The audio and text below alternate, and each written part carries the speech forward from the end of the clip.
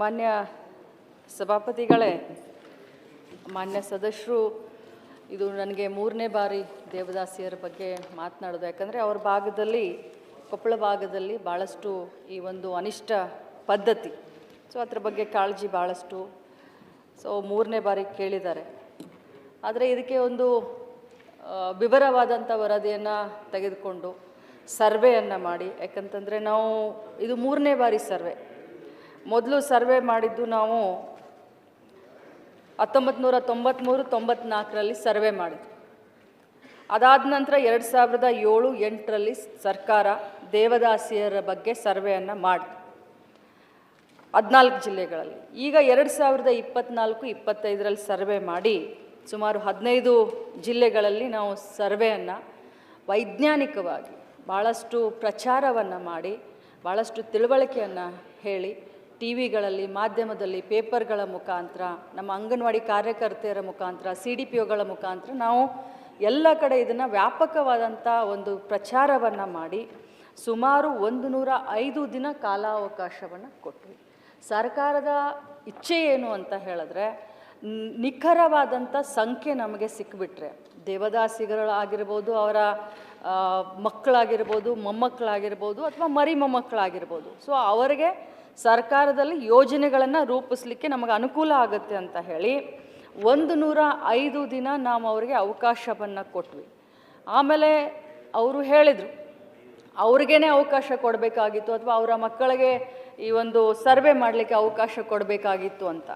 ಆದರೆ ಸರ್ಕಾರ ಮಟ್ಟದಲ್ಲಿ ನಾವೆಲ್ಲ ವಿಚಾರ ಮಾಡಿದಾಗ ಆ ಸರ್ವೆ ಕೂಡ ಭಾಳಷ್ಟು ಗೌಪ್ಯವಾಗಿ, ಅವರ ನಿಖರವಾದಂಥ ಮಾಹಿತಿಯನ್ನು ಗೌಪ್ಯವಾಗಿ ಇಡುವಂಥ ಒಂದು ದೃಷ್ಟಿಯಲ್ಲಿ ನಾವು ನಮ್ಮ CDPO ಕಚೇರಿಯಲ್ಲಿ ನಾವು ವೆಬ್ಸೈಟ್ ಮುಖಾಂತರ ಅವರ ಕೆಲವೊಂದು ಕ್ವಾರೀಸ್ ಇರ್ತವೆ, ಅದನ್ನು ಆನ್ಲೈನ್ ನಾವು ತುಂಬುವುದರ ಮುಖಾಂತರ ಎಷ್ಟು ಜನ ಇದ್ದಾರೆ ಅಂತ ಸರ್ವೆ ಮಾಡಿದ್ವಿ.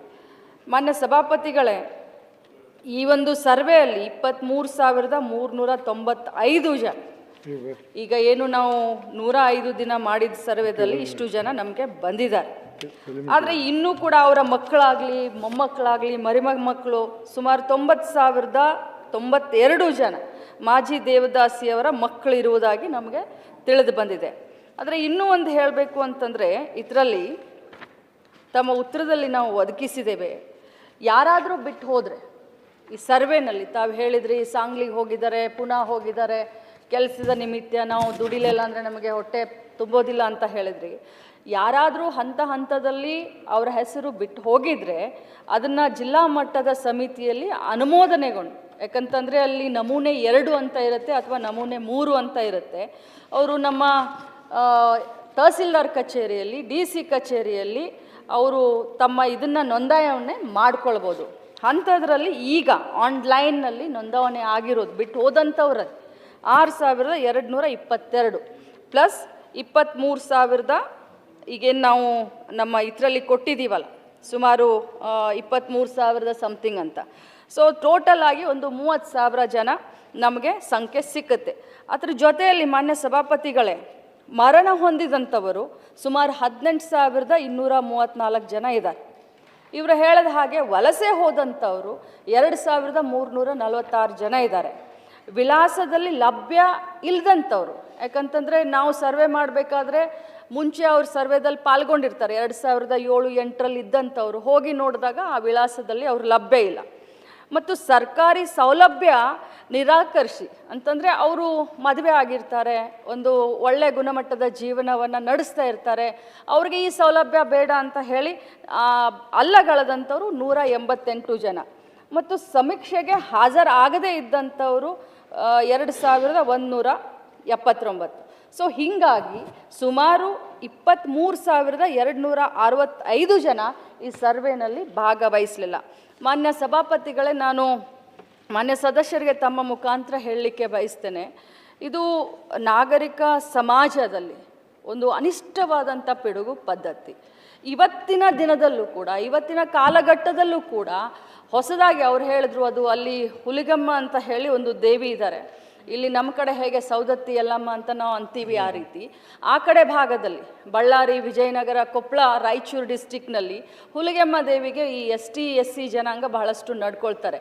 ಪ್ರಸ್ತುತ ಇಂಥ ಒಂದು ಕಾಲಘಟ್ಟದಲ್ಲೂ ಕೂಡ ನಮ್ಮ ವಿಶ್ವ ಯಾವ ಮಟ್ಟಕ್ಕೆ ಬೆಳೀತಾ ಇದೆ, ದೇಶ ಯಾವ ಮಟ್ಟಕ್ಕೆ ಬೆಳೀತಾ ಇದೆ, ಮನುಷ್ಯ ಯಾವ ಮಟ್ಟಿಗೆ ಬೆಳೀತಾ ಇದ್ದಾನೆ, ಇಂಥ ಒಂದು ದಿನಮಾನದಲ್ಲೂ ಕೂಡ ಈ ಅನಿಷ್ಟ ಪದ್ಧತಿ ಮುಂದುವರಿತಾ ಇದೆ ಅಂತಂದರೆ ಇದು ಎಲ್ಲೋ ಒಂಥರ ಚಿಂತೆಗೆ ಈಡು ಮಾಡೋ ಅಂಥ ಒಂದು ಇದು. ಆದರೆ ನಾಗರಿಕ ಸಮಾಜದಲ್ಲಿ ನಮ್ಮೆಲ್ಲರಿಗೂ ಜವಾಬ್ದಾರಿ ಇದೆ. ಬರೀ ಸರ್ಕಾರ ಅಷ್ಟೇ ಅಲ್ಲ, ಸರ್ಕಾರ ಪ್ರಾಮಾಣಿಕವಾಗಿ ಇದನ್ನು ಬೇರೆ ಮಟ್ಟದಿಂದ ತೆಗೆದು ಬಿಸಾಕಬೇಕನ್ನುವಂಥ ನಿಟ್ಟಿನಲ್ಲೇ ನಾವು ಮಾಡ್ತಾ ಇದ್ದೀವಿ.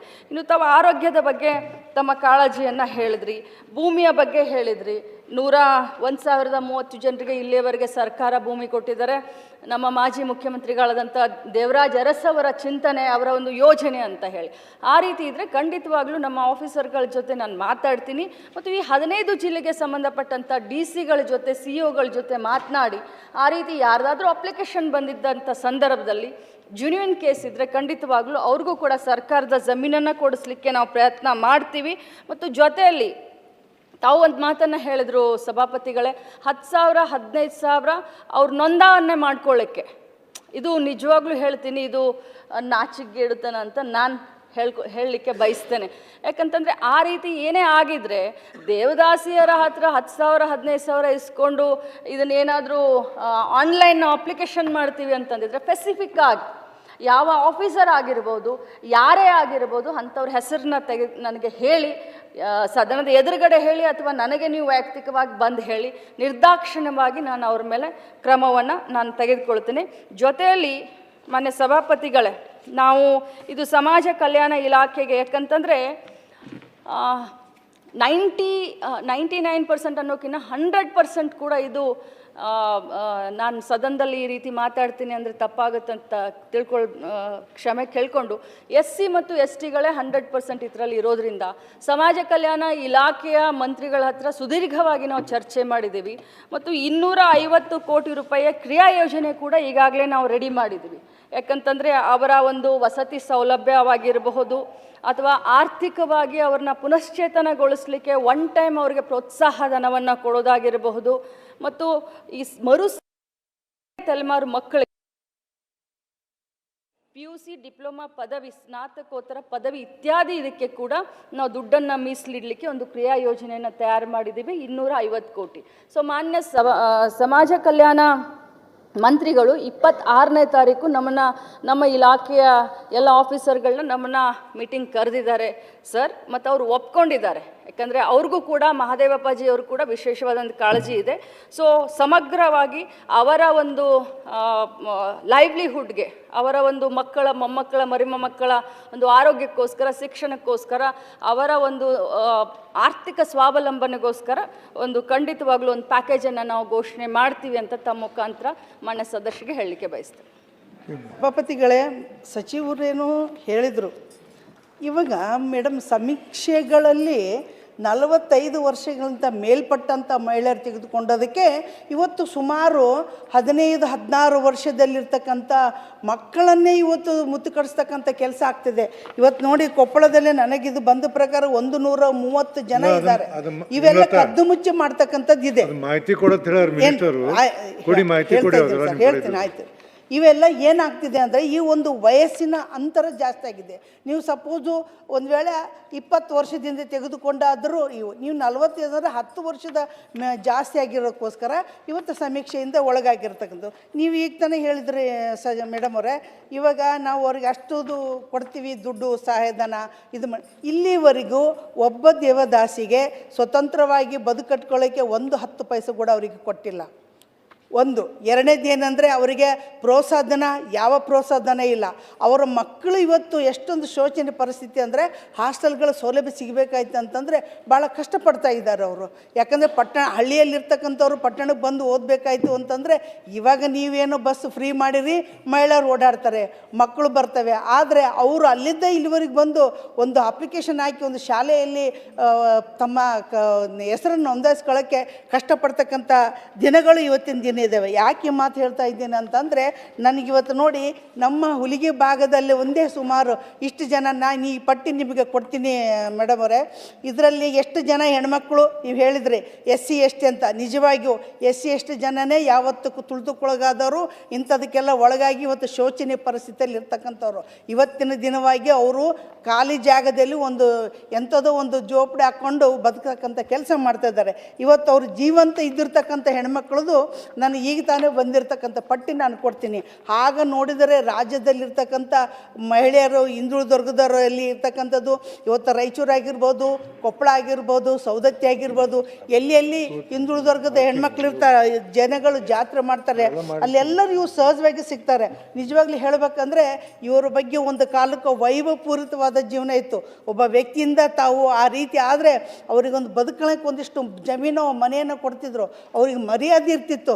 ಈಗಿನ ಕಾಲದಲ್ಲಿ ಆಗಿಲ್ಲ. ಈಗ ಅವ್ರು ಎಷ್ಟು ಒಂದು ಕಷ್ಟದಲ್ಲಿದ್ದಾರೆ ಅಂದರೆ, ನೀವು ಹೇಳ್ತೀರಿ ಇಷ್ಟು ಜನ ಹೆಸರು ನೋಂದಾಯಿಸ್ಕೊಳಕ್ಕೆ ಇಷ್ಟಪಡಲಾರ್ದರಿದ್ರೆ ಹೆಸರು ಕೊಡ್ತಕ್ಕಂಥ ಹೆಣ್ಮಕ್ಳು ಭಾಳ ಇದ್ದಾರೆ. ನೀವು ಈಗ ತಾನೇ ಹೇಳಿದ್ರಿ ಯಾರು ಆಫೀಸರು ಅಂತೇಳಿ. ಈ ಸಮೀಕ್ಷೆ ಮಾಡಬೇಕಾಯ್ತಂದ್ರೆ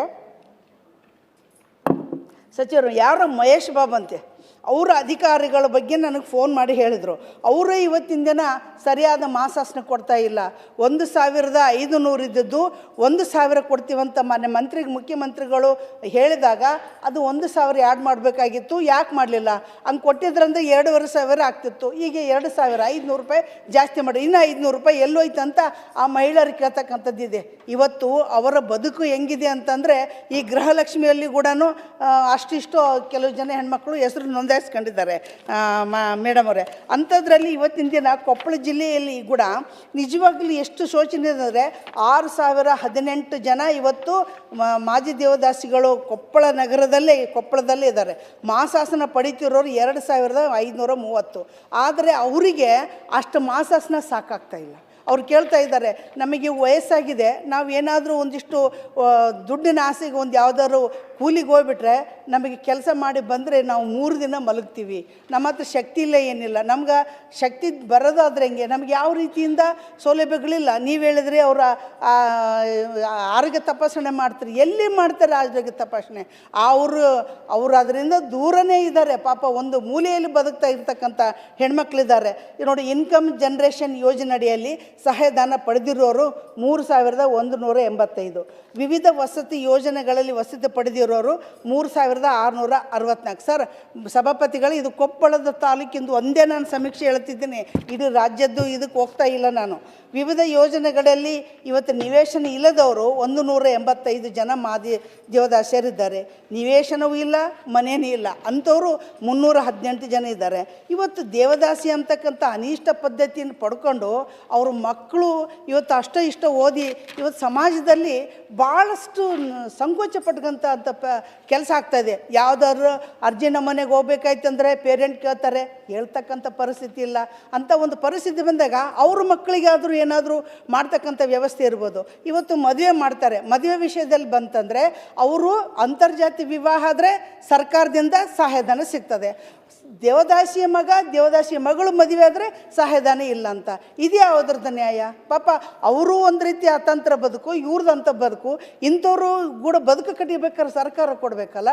ಬರೀ ಹೇಳಿಕೆಗಳಾಗಿದ್ದಾವೆ. ಮೊನ್ನೆ ಬಜೆಟ್ನಲ್ಲಿ ನೀವು ಕೊಟ್ಟಿರ್ತಕ್ಕಂಥದ್ದು ಏನಿದೆ, ಎಷ್ಟರ ಮಟ್ಟಿಗೆ ತಂದು ಮುಟ್ಟಿದೆ? ಇವತ್ತು ಯಾರಿಗೂ ಏನಿಲ್ಲ. ಇಲ್ಲಿವರೆಗೂ ಭೂಮಿಗಳು 1 ಇಂಚು ಭೂಮಿಗಳು ಕೊಲ್ತಿಲ್ಲ. ಕೆಲವೊಂದು ಭಾಗದಲ್ಲಿ ಯಾವುದೋ ಒಂದು ಕಾಲಕ್ಕೆ 1-2 ಎಕರೆ 3 ಎಕರೆ ಕೊಟ್ಟಿರೋ ಉದಾಹರಣೆಗಳನ್ನು ಹೇಳ್ತೀರಿ. ನೀವು ಸಚಿವೆಯಾಗಿ ಬಂದ ನಂತರ ನೀವು ಕಾಳಜಿ ತೋರಿಸ್ತಿದ್ದೀರಿ, ಇದು ಬಜೆಟ್ನಲ್ಲಿ ಏನೋ ಸೇರಿಕೆ ಮಾಡಿದ್ದೀರಿ. ಆದರೆ ಇವತ್ತುವರೆಗೂ ಒಬ್ಬ ದೇವದಾಸಿಗೆ 10 ರೂಪಾಯಿ ಸಹಾಯಧನ ಆಗಿಲ್ಲ. ತಮ್ಮ ಅನಿಸಿಕೆ ಹೇಳ್ರಿ ಮೇಡಮ್. ಹೆಚ್ಚಿನ ವಿಡಿಯೋಗಳಿಗೆ ಪ್ರತಿಧ್ವನಿ ಯೂಟ್ಯೂಬ್ ಚಾನೆಲ್ ಸಬ್ಸ್ಕ್ರೈಬ್ ಮಾಡಿ, ಬೆಲ್ ಐಕಾನ್ ಕ್ಲಿಕ್ ಮಾಡಿ.